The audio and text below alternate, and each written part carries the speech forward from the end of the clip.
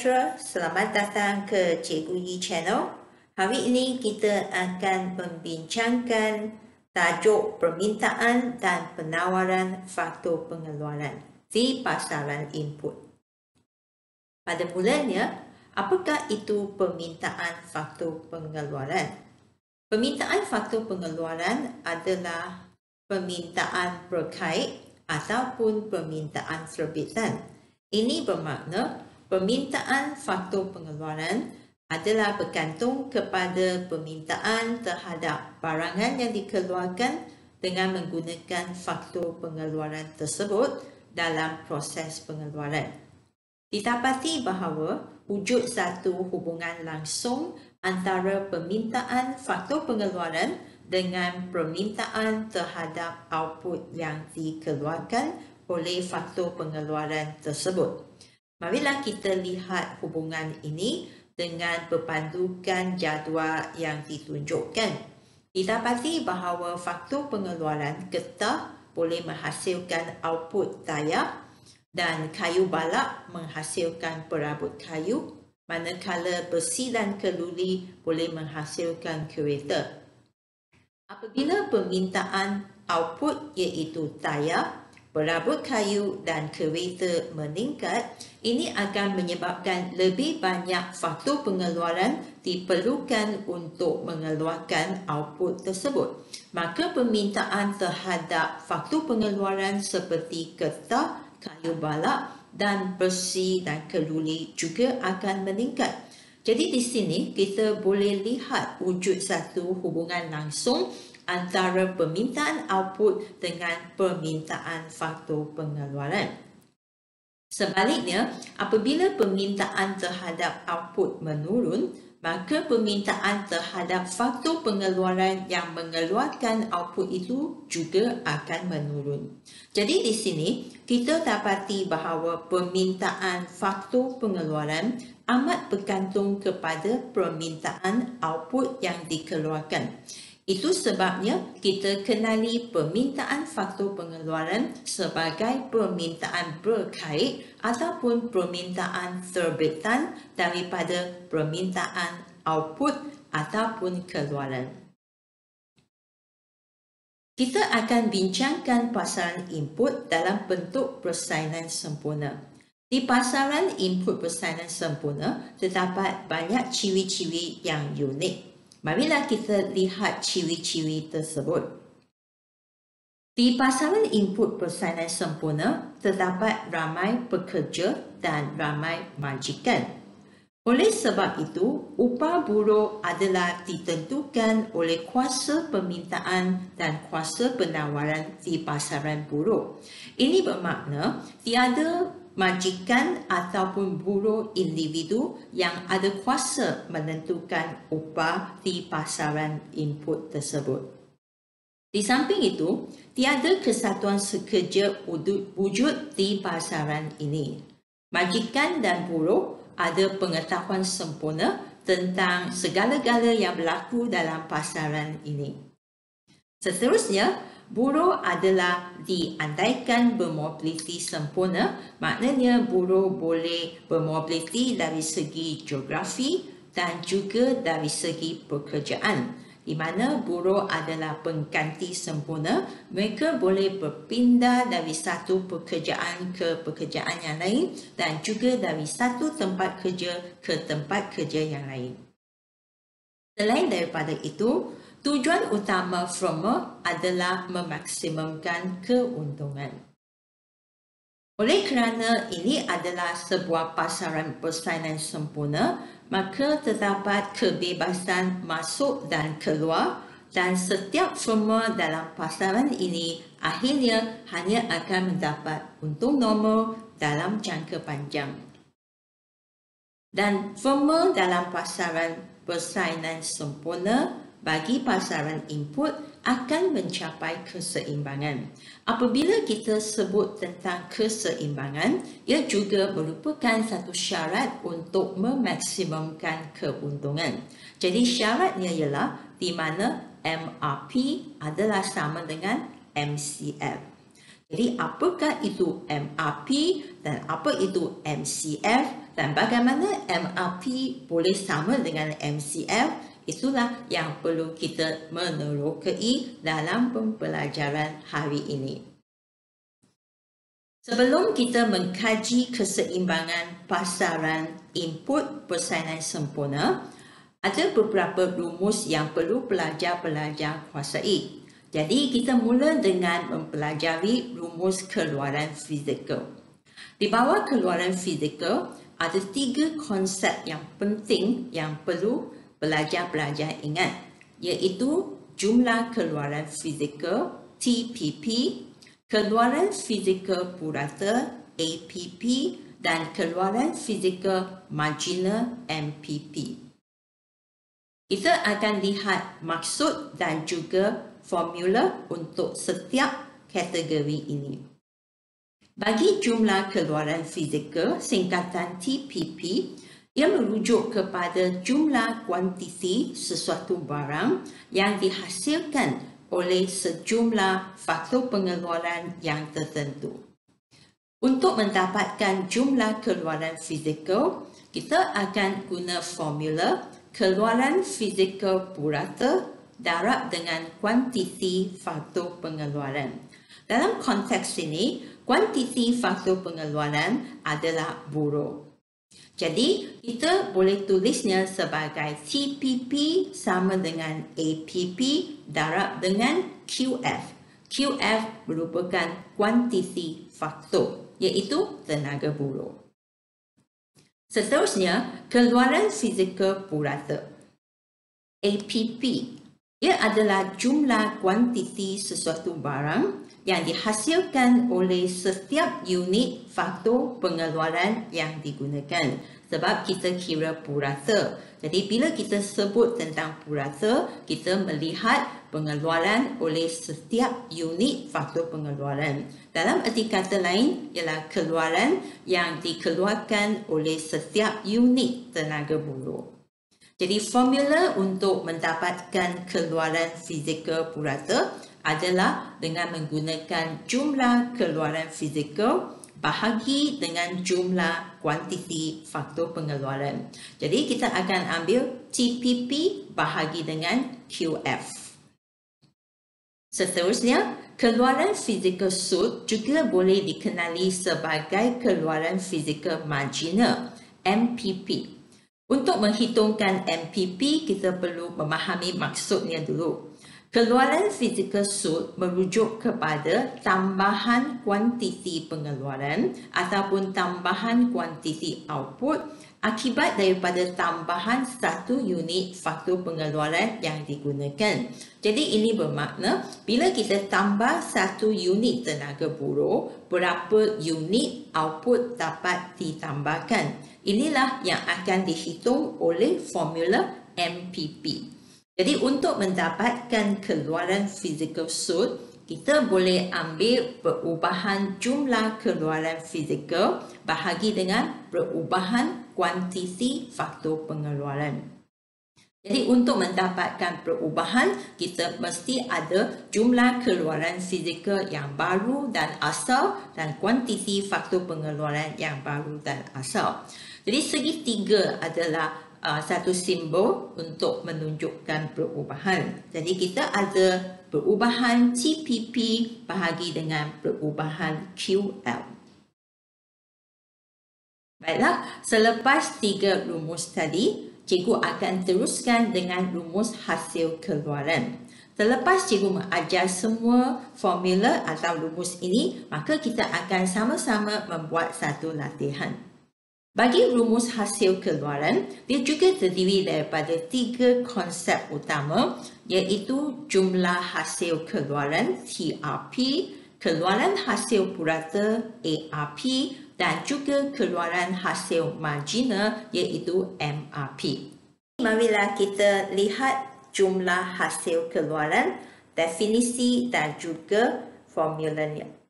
Jumlah hasil keluaran adalah nilai keluaran yang dihasilkan oleh sejumlah faktor pengeluaran yang tertentu. Kalau pelajar perhatikan definisi ini, cikgu telah highlight perkataan nilai. Maknanya jumlah hasil keluaran adalah dalam sebutan wang dan bukan lagi dalam sebutan unit. Formula untuk mendapatkan jumlah hasil keluaran, kita akan ambil jumlah keluaran fizikal darab dengan harga keluaran ataupun harga output. Jadi pelajar-pelajar cuba perhatikan. Bila kita nak dapat TRP, jadi kita akan guna TPP darab dengan P. TPP adalah kuantiti keluaran yang dinyatakan dalam sebutan unit. Dan apabila kuantiti keluaran itu didarabkan dengan harga, kita akan dapat jumlah hasil keluaran iaitu TRP dan dia akan dalam sebutan ringgit Malaysia ataupun sebutan wang. Seterusnya, kita akan lihat maksud keluaran hasil purata ataupun ARP. ARP adalah nilai jumlah hasil keluaran yang dihasilkan oleh setiap unit faktor pengeluaran. Maknanya, kita akan lihat nilai hasil yang diperolehi oleh firma akibat daripada penggunaan setiap unit tenaga buruh. Formula untuk mendapatkan keluaran hasil purata ARP iaitu menggunakan keluaran fizikal purata darab dengan harga keluaran. Seterusnya, selain daripada menggunakan formula yang pertama, kita juga ada formula alternatif iaitu dengan mengambil jumlah hasil keluaran bahagi dengan kuantiti faktor pengeluaran. Jadi, TRP bahagi dengan QL juga boleh dapat jawapan untuk ARP. Akhir sekali, kita lihat keluaran hasil sud, iaitu MRP. Seperti yang cikgu sebutkan tadi, bila kita lihat perkataan sud ataupun marginal, ini bermakna tambahan berlaku. Jadi, definisinya adalah tambahan jumlah hasil keluaran akibat tambahan penggunaan satu unit faktor pengeluaran. Di sini merujuk kepada tenaga buruh yang kita tambahkan. Jadi, juga ada dua formula yang kita boleh aplikasikan untuk mendapatkan jawapannya. Yang pertama adalah keluaran hasil sud sama dengan keluaran fizikal sud darab dengan harga keluaran. Ataupun kita boleh guna cara yang kedua iaitu perubahan jumlah hasil keluaran bahagi dengan perubahan kuantiti faktor pengeluaran. Jadi di sini adalah perubahan TRP bahagi dengan perubahan QL. Selepas melihat semua formula tadi, pelajar-pelajar mungkin rasa amat mengelirukan dan sukar untuk menghafalkan formula tersebut tanpa membuat latihan. Jadi marilah kita sama-sama membuat perhitungan tentang keluaran fizikal dan kita boleh imbas kembali formula yang kita pelajar tadi. Jadi marilah kita lihat jadual yang ditunjukkan. Jadual ini adalah bertujuan untuk mendapat keseimbangan firma di pasaran input persainan sempurna. Jadi sebelum kita lihat keseimbangan, ada beberapa konsep asas yang perlu kita kuasai dahulu. Jadi marilah kita lihat kolom-kolom yang disediakan. Pada mulanya kita boleh lihat wujudnya kuantiti faktor atau buruh dalam kolom yang pertama dalam sebutan orang. Jadi firma ini telah mengguna 1 orang buruh sehingga 10 orang buruh. Dan jumlah keluaran fizikal TPP bermakna jumlah keluaran ataupun kuantiti keluaran yang dikeluarkan oleh firma dengan menggunakan buruh tersebut. Jadi sebutan adalah unit. Kemudian kita lihat kolom seterusnya adalah keluaran fizikal purata. Dan keluaran fizikal purata adalah APP dalam sebutan unit. Dan keluaran fizikal marginal juga adalah dalam sebutan unit.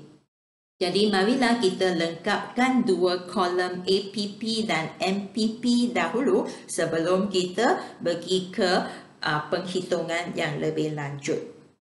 Baiklah, untuk keluaran fizikal purata ataupun APP, apabila kuantiti faktor adalah sifar, maknanya tiada tenaga buruh digunakan, jadi tidak ada jumlah keluaran, memang tidak akan mempunyai keluaran purata. Jadi keluaran fizikal purata adalah sifar apabila faktor pengeluaran ataupun buruh adalah sifar.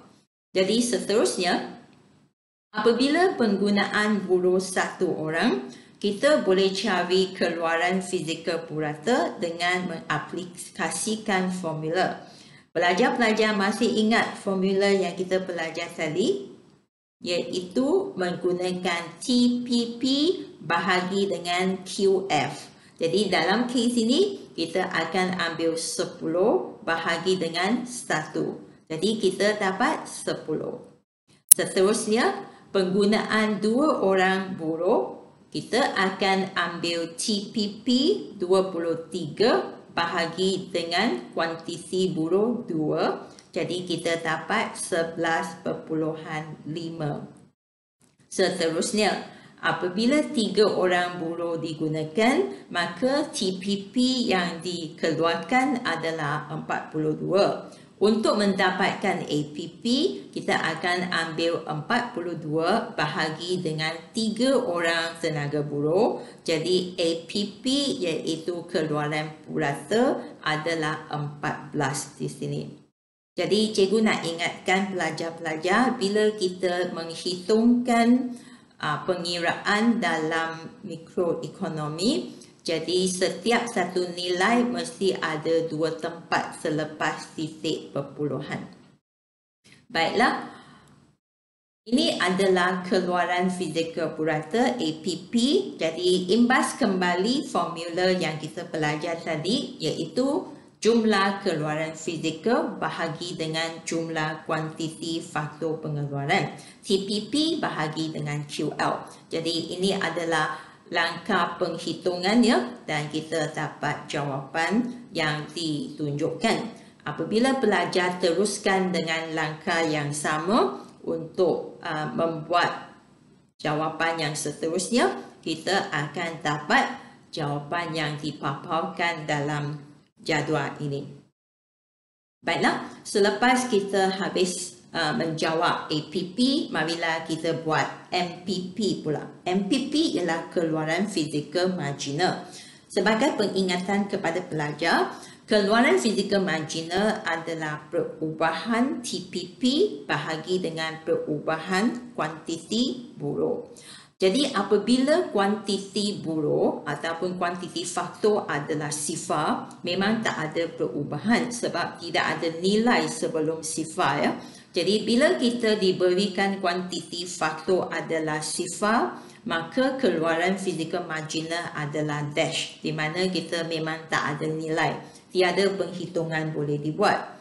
Seterusnya, kalau kuantiti buruh adalah satu orang, maka kita boleh buat MPP. Jadi kita akan ambil perubahan TPP bahagi dengan QF ataupun buruh. Jadi di sini ialah 10 tolak kosong bahagi dengan 1 tolak kosong. Jadi kita dapat jawapan adalah 10. Ya, kita guna nilai terkini tolak nilai sebelumnya. Ya.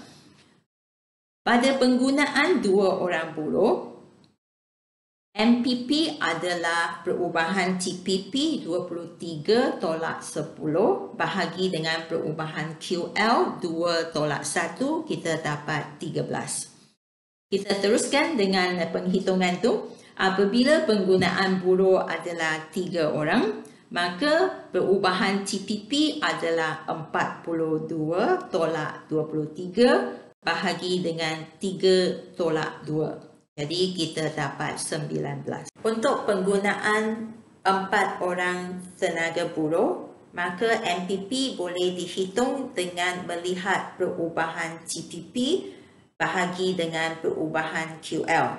Jadi kita akan guna 58 tolak 42 bahagi dengan 4 tolak 3. Maka kita akan dapat jawapan 16. Apabila pelajar terus menggunakan formula ini, maka kita boleh dapat jawapan untuk MPP yang seterusnya. Jadi marilah kita imbas kembali formula untuk menghitung keluaran fizikal marginal MPP, iaitu dengan menggunakan perubahan jumlah keluaran fizikal bahagi dengan perubahan kuantiti faktor pengeluaran, iaitu perubahan TPP bahagi dengan perubahan QL. Berikut adalah langkah kerja yang cikgu tunjukkan. Baiklah, selepas kita melengkapkan kolom MPP, maka kita sudah jawab 3 soalan, iaitu jumlah TPP, APP dan MPP. Di sini cikgu ingin mengingatkan pelajar-pelajar semua, TPP iaitu jumlah keluaran fizikal, APP keluaran fizikal purata dan MPP keluaran fizikal marginal semua adalah keluaran. Jadi sebutan yang kita gunakan adalah dalam bentuk unit. Setelah mempelajari TPP, APP dan MPP, kita akan beralih ke peringkat kedua. Peringkat kedua, kita akan menghitung hasil keluaran pula. Di bawah hasil keluaran, kita ada jumlah hasil keluaran, keluaran hasil purata dan keluaran hasil marginal yang diwakili oleh TRP, ARP dan MRP. Kita tengok balik jadual tadi. Untuk mendapatkan TRP, ARP dan juga MRP, soalan akan memberikan kita harga keluaran ataupun harga output. Jadi harga keluaran adalah dalam andaian soalan. Jadi dalam kes ini, cikgu mengandaikan harga keluaran adalah sebanyak RM10. Marilah kita lengkapkan kolom TRP. Apabila kuantiti faktor adalah sifar, maka tidak ada keluaran dihasilkan. Jadi nilai keluaran ataupun hasil keluaran juga adalah sama dengan sifar. Tetapi apabila kita mula gunakan tenaga buruh 1 orang, jadi kita boleh dapatkan hasil keluaran TRP. Cara untuk mendapatkan TRP ialah kita akan ambil TPP darab dengan harga keluaran. Kalau pelajar-pelajar masih ingat, cikgu tadi telah sebutkan bahawa jumlah keluaran fizikal adalah kuantiti keluaran. Bila kita ambil kuantiti keluaran darab dengan harga keluaran, kita akan dapat jumlah hasil keluaran. Jadi, pelajar cuba perhatikan kotak yang cikgu telah highlight dengan warna kuning. Ya, kita akan darabkan 23 iaitu TPP dengan harga keluaran RM10 untuk kuantiti buruh 2 orang. Dan kita akan dapat jumlah hasil keluaran TRP sebanyak 230. Pada penggunaan buruh 3 orang, TPP adalah 42, harga keluaran adalah RM10. Maka 42 darab dengan 10, kita dapat TRP sebanyak RM420. Jadi ini adalah cara untuk mendapatkan TRP, di mana kita ambil jumlah keluaran fizikal darab dengan harga. Jadi TRP adalah TPP darab dengan P, iaitu harga keluaran. Jadi di bawah ini adalah langkah penghitungannya. Kita teruskan dengan keluaran hasil purata ataupun ARP. Untuk mendapatkan ARP, kita perlu mengaplikasikan formula dengan membahagikan TRP dengan QL. Sebelum kita teruskan dengan penghitungan ini, sama seperti tadi, apabila kuantiti buruh adalah sifar, maksudnya tidak ada TRP, jadi ARP juga adalah sifar. Apabila penggunaan buruh adalah 1 orang, Jadi kita akan gunakan TRP 100 bahagi dengan 1, kita dapat 100. Seterusnya, penggunaan 2 orang buruh, kita akan ambil TRP 230 bahagi dengan QL2 dan kita dapat 115.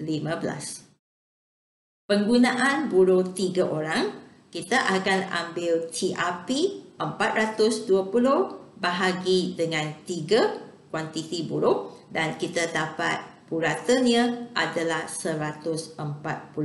Jadi ini adalah caranya untuk mendapatkan keluaran hasil purata. Cikgu nak mengajar anda semua satu lagi formula alternatif untuk mendapatkan ARP. Pelajar-pelajar cuba perhatikan jadual ini. Cuba lihat kolom APP. Apabila penggunaan buruh ataupun kuantiti faktor adalah 1 orang, cuba perhatikan APP adalah 10 unit.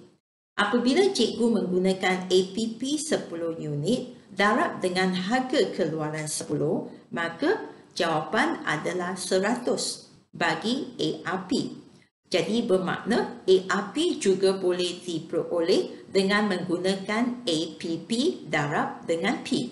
Apa kata kita cuba lagi dengan penggunaan 2 orang buruh? Apabila 2 orang buruh digunakan, APP adalah 11.5. 11.5 unit ini apabila didarabkan dengan harga RM10, maka kita akan dapat ARP RM115. Akhir sekali, kita tengok lagi penggunaan 3 orang buruh. Apabila 3 orang buruh digunakan, APP adalah 14. 14 didarabkan dengan 10, kita akan dapat 140. Baiklah, ini adalah formula untuk keluaran hasil purata iaitu ARP, di mana keluaran hasil purata boleh diperoleh dengan menggunakan keluaran fizikal purata darab dengan harga. Dan kita juga boleh menggunakan formula jumlah hasil keluaran bahagi dengan kuantiti faktor pengeluaran. Jadi di sini kita akan guna TRP bahagi dengan QF. Jadi mana satu formula akan digunakan ini bergantung kepada kehendak soalan dan juga maklumat yang diberikan dalam soalan. Walau bagaimanapun, kedua-dua formula ini akan memberikan kita jawapan yang sama. Kita teruskan dengan melihatkan jadual yang sama di mana kita perlu lengkapkan kolom keluaran hasil sud ataupun MRP sekarang. Untuk mendapatkan MRP, apabila kuantiti faktor adalah sifar, tidak mungkin untuk kita menghitungkan MRP sebab kita tidak dapat cari perubahannya. Jadi bila kuantiti buruh adalah sifar, keluaran hasil sud adalah sifar. Dan kita akan tulis sebagai dash kerana tidak ada nilai. Walau bagaimanapun, apabila buruh 1 orang digunakan, jadi kita bolehlah mengaplikasikan formula untuk mendapatkan MRP. Jadi pelajar-pelajar cuba imbas kembali apakah formula untuk mendapatkan MRP. MRP adalah marginal ataupun sud. Jadi dia adalah perubahan ataupun tambahan. Jadi di sini kita akan lihat perubahan ataupun tambahan TRP bahagi dengan perubahan kuantiti faktor. Jadi di sini cikgu sudah highlight dengan warna kuning kotak yang kita perlu ambil kira. Jadi kita akan lihat kolom TRP di mana kita ambil 100 tolak kosong bahagi dengan QL 1 tolak kosong. Jadi kita akan dapat 100. Seterusnya, bagi penggunaan 2 orang buruh, kita akan lihat perubahan TRP kita ambil yang nilai terkini tolak nilai sebelumnya. Jadi TRP 230 tolak 100 bahagi dengan 2 tolak 1, kita dapat 130 sebagai MRP kita. Untuk penggunaan 3 orang buruh, kita akan mengambil perubahan TRP 420 tolak 230 bahagi dengan perubahan QL iaitu 3 tolak 2 dan kita akan dapat jawapan MRP 190 dalam sebutan AM. Di sini kita akan lihat juga wujudnya satu formula alternatif yang pelajar boleh mengaplikasikannya untuk mendapatkan jawapan. Marilah kita lihat penggunaan faktor buruh yang pertama iaitu seorang faktor tenaga buruh. MPP adalah 10. Apabila cikgu menggunakan 10 darab dengan harga keluaran 10, maka kita akan dapat MRP 100. Jadi MRP juga boleh diperoleh dengan menggunakan MPP darab P.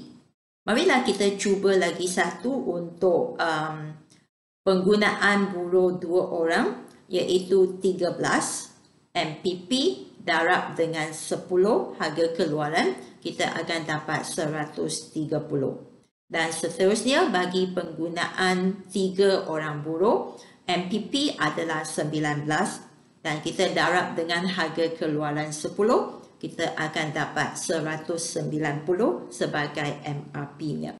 Terdapat 2 formula untuk menghitungkan keluaran hasil marginal iaitu MRP.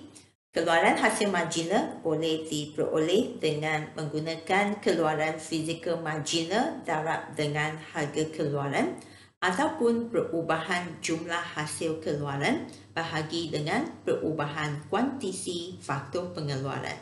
Di antara semua konsep yang kita belajar hari ini iaitu TPP, APP, MPP, TRP, ARP dan MRP, cikgu ingin highlightkan keluaran hasil sud iaitu MRP untuk pelajaran hari ini. Kerana MRP lah yang merupakan keluk ataupun nilai yang akan diambil kira apabila kita melihat keseimbangan firma di pasaran input persainan sempurna. Jadi sekarang kita akan belajar melakarkan keluk MRP dan lihat apakah bentuk MRP. Sebelum kita lihat bentuk keluknya, marilah kita tengok kembali jadual keluaran hasil sud. Kita dapati bahawa nilai MRP adalah semakin meningkat apabila penggunaan kuantiti faktor ataupun buruh meningkat. Dia meningkat dari 100 hingga 130, 190 telah mencapai titik maksimum. Selepas dia mencapai titik maksimum, dia akan semakin menurun dari 160 sampai 20. Jadi kita boleh bayangkan apakah bentuk keluaran hasil sud yang kita akan lakarkan nanti. Marilah kita melakarkan keluaran hasil marginal ataupun dikenali sebagai keluaran hasil sud iaitu MRP. Mula-mula sekali kita akan labelkan paksi X dan Y. Paksi X adalah buruh dalam sebutan orang dan paksi Y adalah upah dalam sebutan ringgit Malaysia. Jadi di sini kita akan plotkan MRP kita. Inilah MRP yang dilukiskan. Bentuknya adalah seperti U yang terbalik, ya, huruf U yang terbalik, di mana dia mencerminkan bahawa apabila kuantiti faktor ataupun tenaga buruh yang digunakan semakin bertambah, maka MRP akan semakin meningkat, iaitu keluaran hasil sud atau keluaran hasil marginal akan semakin meningkat apabila semakin banyak tenaga buruh digunakan. Tetapi peningkatan ini akan tercapai pada satu titik maksimum dan selepas titik maksimum ini, walaupun kita menambahkan penggunaan tenaga buruh, tetapi MRP ini tidak akan naik lagi, tetapi dia akan semakin menurun. Jadi itulah MRP yang berbentuk huruf U yang terbalik. Baiklah, sebelum kita lihat keseimbangan formal di pasaran input persainan sempurna, masih ada satu lagi konsep yang pelajar perlu fahami sebelum kita dapat menentukan keseimbangan tersebut. Jadi, konsep itu adalah jumlah kos faktor TCF, kos faktor purata ACF dan kos sud faktor MCF. Marilah kita lihat apakah maksud ketiga-tiga konsep ini. Kalau kita lihat jadual yang ditunjukkan, didapati bahawa kolom yang pertama adalah faktor ataupun buruh dalam sebutan orang, dan setiap tenaga buruh ini akan dibayar dengan upah. Jadi upah ini juga dikenali sebagai harga faktor. Katakanlah kita diminta mencari jumlah kos faktor. Untuk menghitungkan jumlah kos faktor, kita akan melihat formulanya, iaitu jumlah faktor darab dengan harga faktor. Di sini jumlah faktor adalah tenaga buruh dan harga faktor adalah upah. Jadi kita akan ambil buruh darab dengan upah masing-masing untuk mendapatkan jumlah kos faktor. Jadi di sini setiap satu unit buruh akan didarab dengan upah iaitu RM40 untuk mendapatkan jumlah kos faktor. Oleh kerana pasaran input ini adalah persainan sempurna, jadi harga faktor ataupun upah yang dibayar kepada setiap tenaga buruh adalah sama.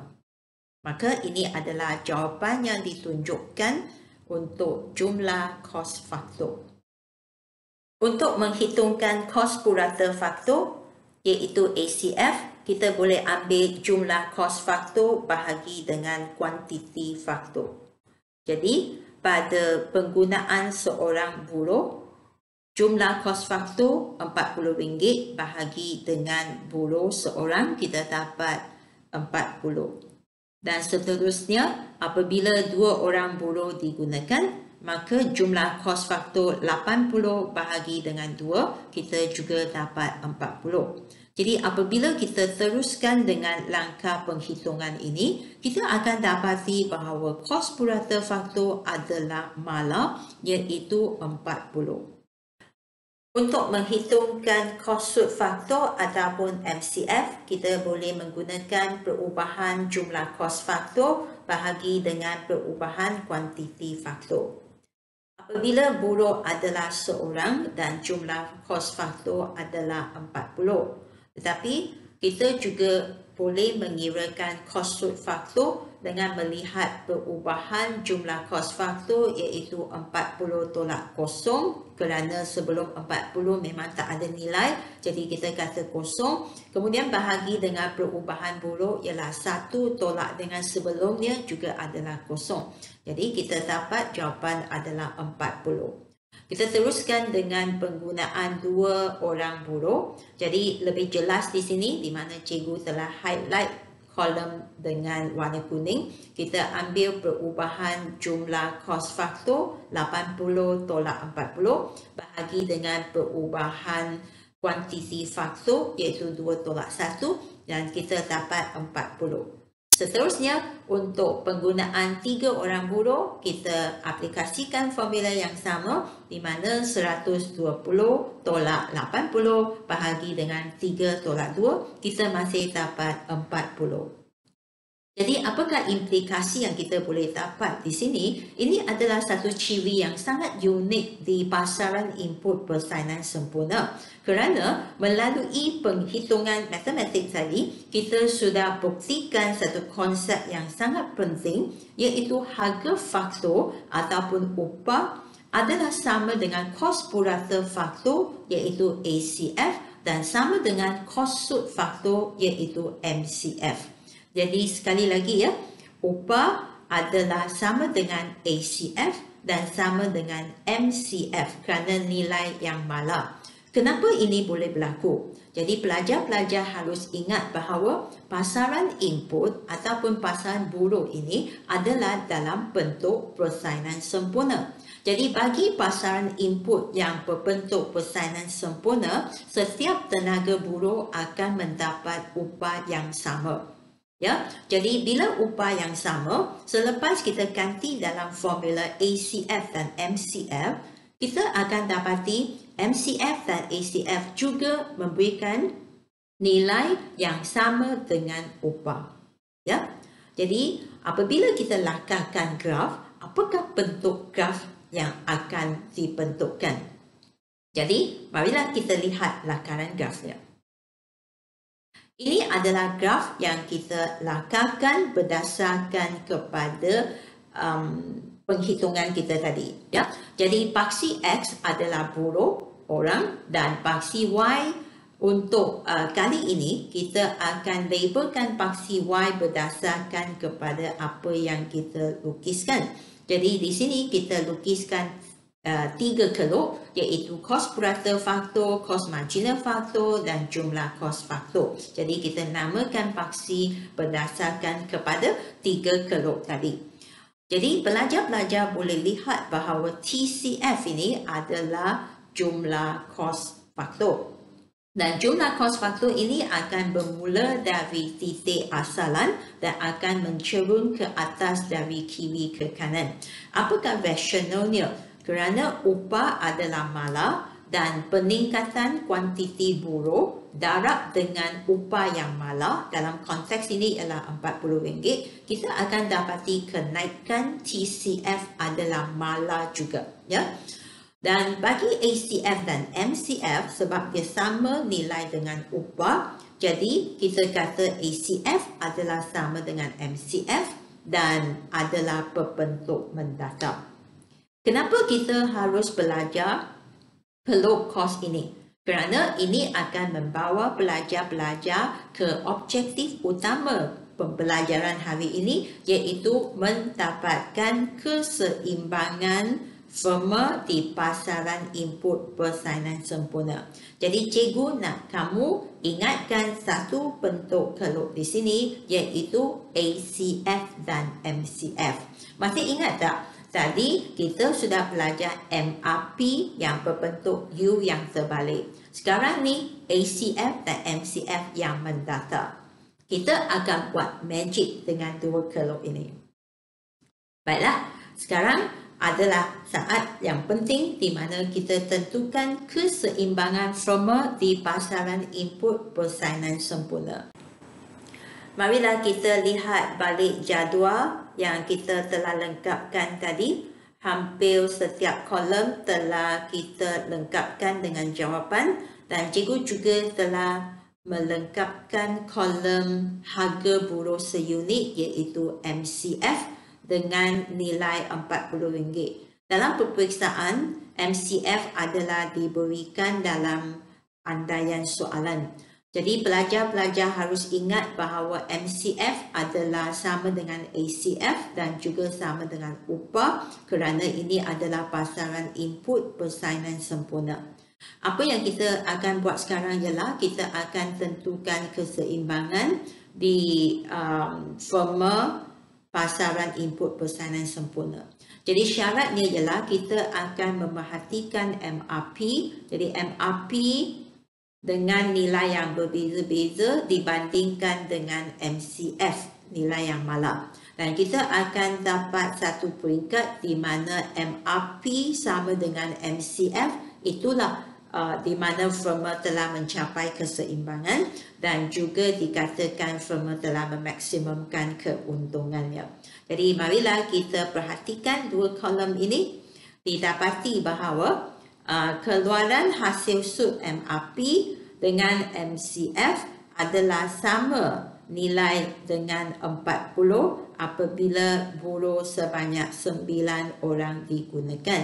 Jadi apakah maksudnya? Maksudnya ialah apabila firma ini menggunakan 9 orang input buruh maka 9 orang input buruh inilah yang akan membolehkan firma mencapai untung maksimum, dan firma juga dikatakan berada dalam keseimbangan kerana MRP sama dengan MCF. Ini syarat keseimbangannya. Dan kita dapati bahawa sebelum penggunaan 9 orang buruh, iaitu dari 1 hingga 8 orang buruh ya, kita dapati bahawa MRP ni adalah lebih besar daripada MCF. Jadi tidak ada keseimbangan dicapai sebelum penggunaan 9 orang buruh. Walau bagaimanapun, kalau firma ini mengguna lebih daripada 9 orang buruh, keadaan sebaliknya akan berlaku di mana MRP kurang daripada MCF. Jadi kita boleh buat satu kesimpulan bagi setiap firma. Bila kita lakarkan graf atau melihat jadual, hanya satu sahaja titik keseimbangan boleh dicapai. Dan titik keseimbangan ini hanya akan wujud apabila MRP sama dengan MCF. Pelajar-pelajar harus menghafalkan dan juga mengingatkan satu konsep yang penting, iaitu keseimbangan firma di pasaran input persainan sempurna akan mencapai keseimbangan ataupun akan memaksimumkan keuntungan apabila keluaran hasil marginal sama dengan kos marginal faktor. Ia juga boleh dinyatakan sebagai keluaran hasil sud sama dengan kos sud faktor. Jadi singkatannya ialah MRP sama dengan MCF, dan MCF juga adalah merupakan upah kepada tenaga buruh yang diwakili oleh W, iaitu wages dalam bahasa Inggeris. Baiklah, sekarang kita akan melihat bagaimana keseimbangan firma di pasaran input ini boleh mencapai keseimbangan dan ditunjukkan dengan rajah. Marilah kita melukiskan graf untuk menunjukkan keseimbangan firma di pasaran input persainan sempurna. Semasa kita lakarkan graf, perkara yang penting ialah kita mesti labelkan paksi X dan Y dengan label yang betul. Jadi paksi X adalah buruh, paksi Y adalah upah. Dan garisan yang berwarna merah ini menunjukkan ACF sama dengan MCF dan sama dengan upah. Garisan yang mendata ini menunjukkan bahawa di pasaran input, semua faktor ataupun tenaga buruh akan menerima upah yang sama. Kemudian kita masukkan MRP yang berbentuk U yang terbalik, dan apabila MRP yang sedang mencerun ke bawah ini bersilang dengan MCF, maka terbentuklah titik persilangan iaitu titik E. Dan titik keseimbangan E ini boleh menentukan kuantiti buruh keseimbangan iaitu pada LO dan upah keseimbangan iaitu pada WO untuk firma ini. Jadi kita dapati bahawa kalau berdasarkan kepada jadual yang kita bincangkan tadi, jadi penggunaan buruh seharusnya merupakan 9 orang dan upah keseimbangan adalah RM40. Kesimpulan yang kita boleh buat ialah keseimbangan firma dicapai pada titik E apabila satu syarat yang sangat penting iaitu syarat keseimbangan dicapai. Syarat itu adalah kos sud faktor MCF sama dengan keluaran hasil sud buruh iaitu MRP. Dan pada titik keseimbangan ini, kita boleh tentukan upah buruh adalah pada WO iaitu RM40 berdasarkan jadual kita, dan kuantiti buruh keseimbangan firma ini adalah pada LO iaitu 9 orang. Baiklah, cikgu berharap pelajaran ini betul-betul boleh memberikan manfaat kepada anda semua. Sehingga kita berjumpa lagi. Jangan lupa untuk subscribe, like dan share Cikgu Yi Channel untuk menonton video-video yang lebih menarik pada masa akan datang. Saya adalah JD Yi.